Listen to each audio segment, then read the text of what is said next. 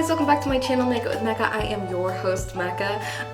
Today we are going to be doing a video all about 5 fanfic terms that you guys need to know for your fanfic. Make sure you guys leave me a comment down below. Make sure you hit that subscribe button, click that bell, and give me a big thumbs up if you guys like this video. So here are 5 terms fanfic writers like you need to know. The first term is my favorite, OTP. So what does OTP mean? OTP stands for one true pairing. I have many OTPs, and like you guys, I love reading about them. So OTPs are basically the people from a story, from an anime, from a show that you guys want to see hooked up. So who are my OTPs? I have plenty of them. One of my OTPs is Styles and Lydia from Teen Wolf. I have a lot more OTPs, but they're mostly from like anime and stuff like that. So yeah, OTPs are people that you want to see together as a pairing. One true pairing. And it may or may not be what happens in the book, in the show, in the anime, but they will still always be your OTP. The second term is AU. AU stands for alternate universe. So when you see AU on fanfic stories, that means that it's not set in the universe it normally is, in whatever it was created. So for instance, I read high school AUs. So if I'm reading a Naruto fanfic, it wouldn't be set in like the ninja world. It would be set in high school, so it would be an alternate universe. The third term is Canon Compliant. Now this is so hard for me to read. So Canon Compliant means whatever happens in the show, in the anime, in the book, that's how the story will go. So for instance, in Teen Wolf, I'm gonna say Teen Wolf a lot because I read a lot of Teen Wolf fic.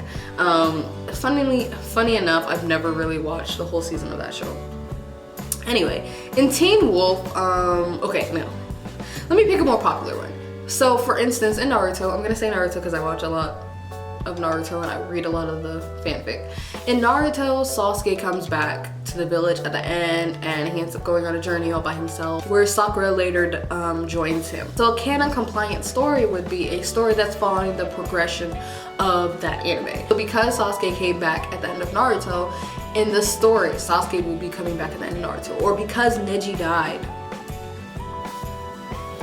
Because Neji died in the war, in this story, Neji would die in the war. So things like that. It follows the original material storyline, is basically all that means. The fourth term that you guys have to know is a flame. Now this isn't a term that's used a lot now, but years ago it was really popular on fanfiction.net.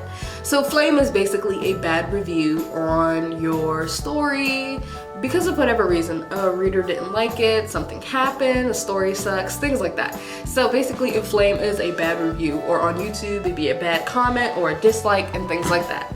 Term number 5, of course, is beta. So beta goes hand in hand with beta reader. So I've already explained this before in a couple of other videos, but beta readers are basically your editors that make sure your story is progressing well. We correct grammatical errors, we spruce up some of the details, we add things here, we subtract things here, we tell you if the story is sounding weird. We're basically like your first reader, and then we help you edit it.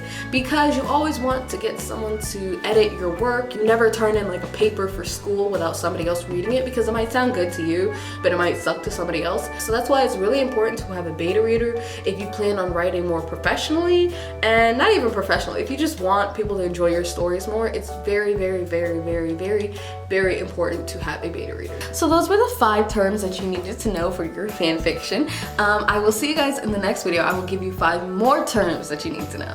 I hope you guys enjoyed this. Leave me a comment down below. Bye!